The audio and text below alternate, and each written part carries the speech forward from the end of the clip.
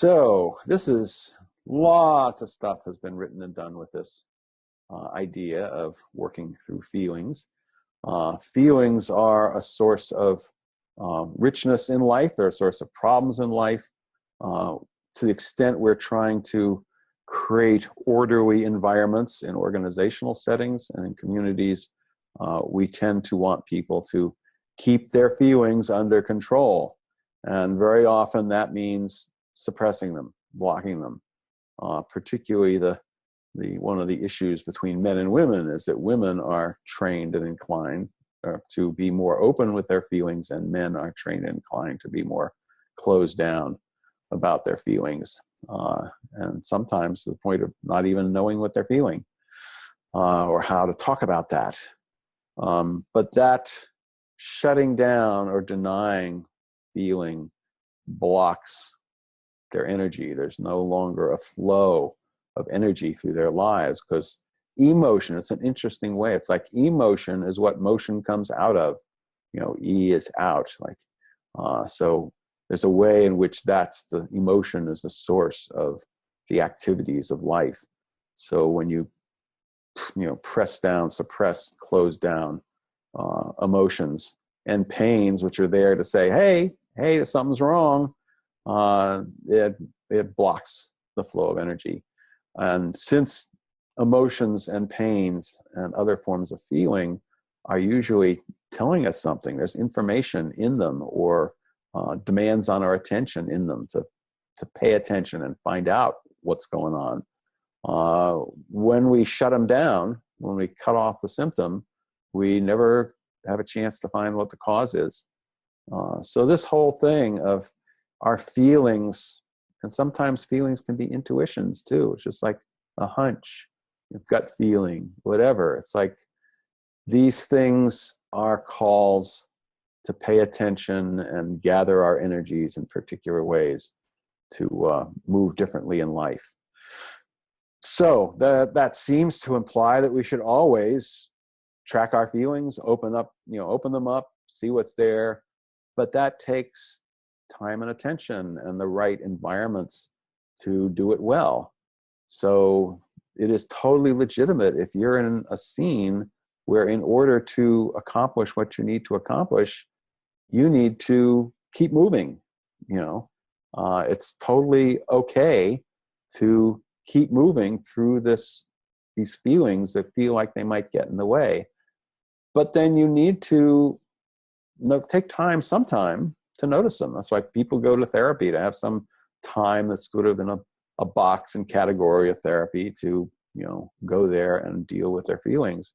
It can be more integrated in life than that. You can talk with your partner, your spouse, whoever, or your friends, go out to the bar, or, sit and, meditate, get into where these feelings are coming from, all sorts of different approaches. But it's important to have time to do that. And in some groups that have that are part organization and part community, people take the time even during their work efforts, their efforts to accomplish things, to talk about their feelings. Also, there may be somebody else in front of you is talking about their feelings, and that's not the time for you to talk about yours. That's the time for you to listen to them. So it's important to be able to manage your feelings. There's emotional intelligence. The whole field of emotional intelligence has a part of that is being able to manage your own feelings so that you can use them appropriately. You can delve into them and address them appropriately, depending on the circumstances, and find the circumstances that allow you to delve into them. So we're dealing with a dance between expressing and acting on your feelings and suppressing them, holding them down because they're inappropriate to this particular situation. And on the other hand, actually seeing what they mean and dealing with the larger causes of your feelings. And so wise democracy is in order to tap the energy and attention that people have to offer to making a better world together, better lives together. This multi-aspect way of dealing with feelings is honored, recognized, and put into use in a variety of ways.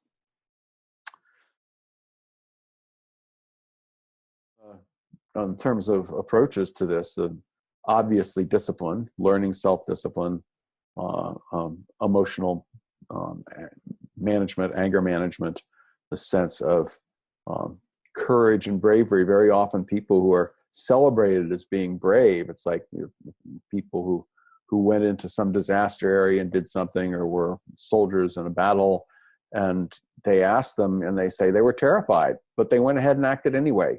They acted at a different level than their fear was happening. So the feel the fear and do it anyway is a saying. I'm not sure if it came out of the feminist movement, because there was a lot of, feminists stepping up and out of their more withdrawn kind of training. But anybody faces that. So it's like being able to feel what you're feeling without acting as if you're not feeling it, and going through action anyway. These are the and anger management. You don't just blow up at anybody because you feel like blowing up. You can feel the anger, and you're going, I'm not going to blow up. This is not the time and place to do that. I may punch pillows somewhere later, but I'm not going to beat my partner. I'm not going to say horrible things to my boss. I'm going to hold it in for now, and then move on. People like Joanna Macy. Joanna Macy is a Buddhist systems thinker, change agent, who's developed a number of practices around this. She developed in the 80s what's called despair and empowerment work, which is people who are facing the destruction of everything they value by nuclear war.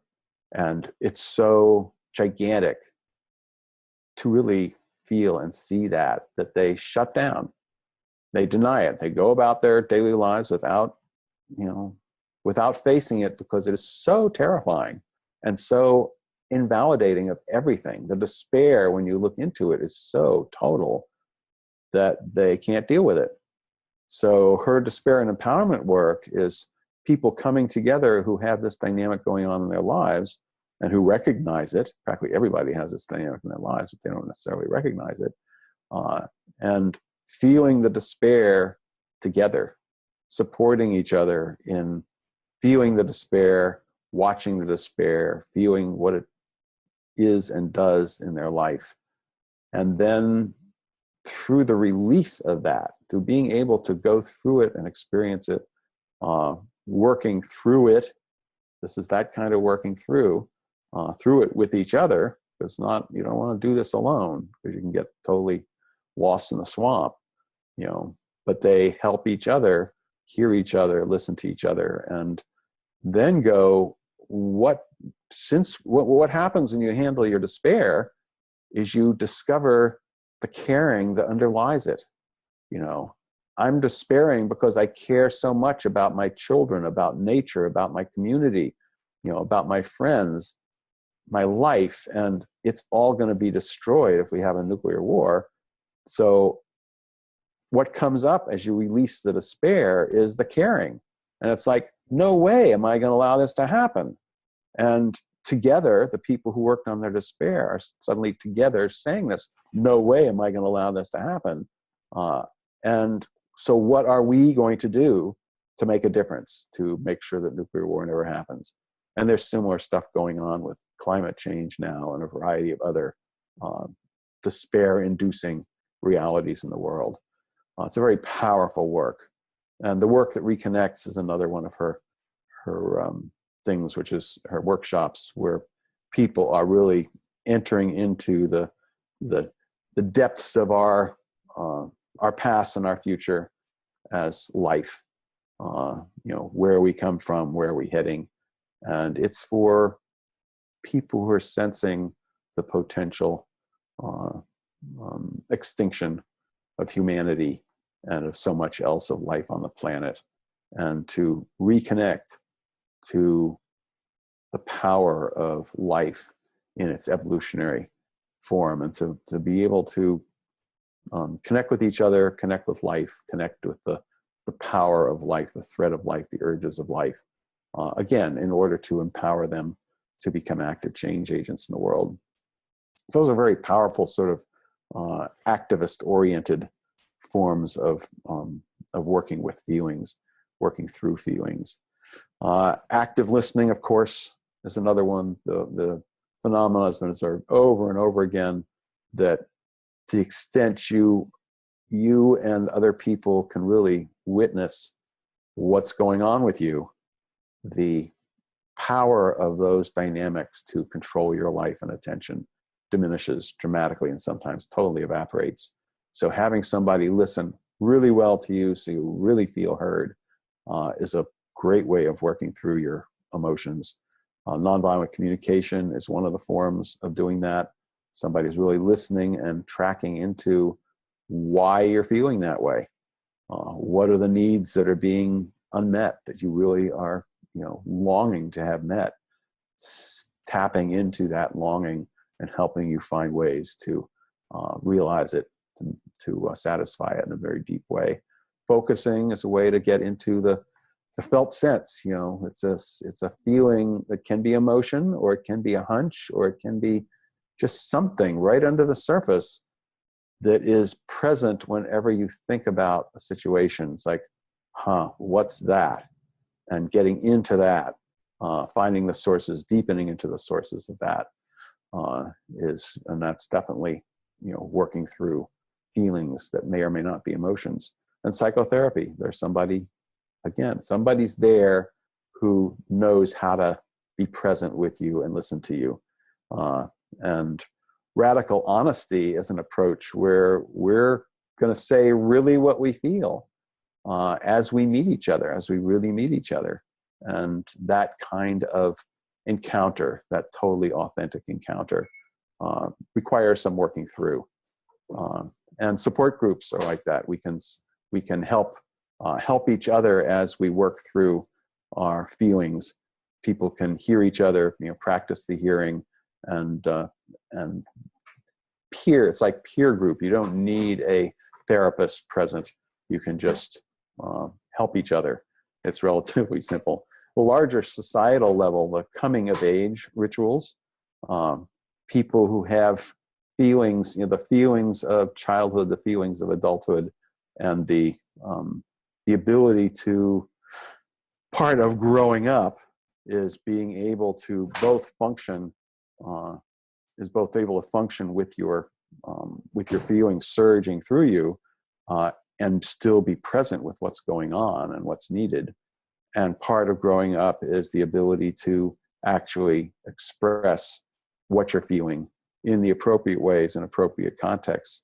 So a lot of coming of age rituals have that. They challenge somebody in a strong way so that feelings do come up, and then present them with situations in which they have to hold those in while they go through the sometimes things that actually endanger their lives if they don't pay attention. So they have to actually go through some tests and then be able to express their feelings fully in the appropriate times and place. Arnie Mindel's process, world work, mentioned in some of the other patterns, is working through feelings that are related to social issues like racism, where people are hearing what each other's worlds are like, and there's a lot of expression. People are expressing things, and they are, because this is a therapeutic and transformational environment, the expressions turn on responses in other people who are present, and they are encouraged to also express what they're thinking, because the purpose is to let all that stuff out, and that the process itself and the facilitators and therapists handle that in such a way, ideally, that it works its way into greater insight by everybody who's involved.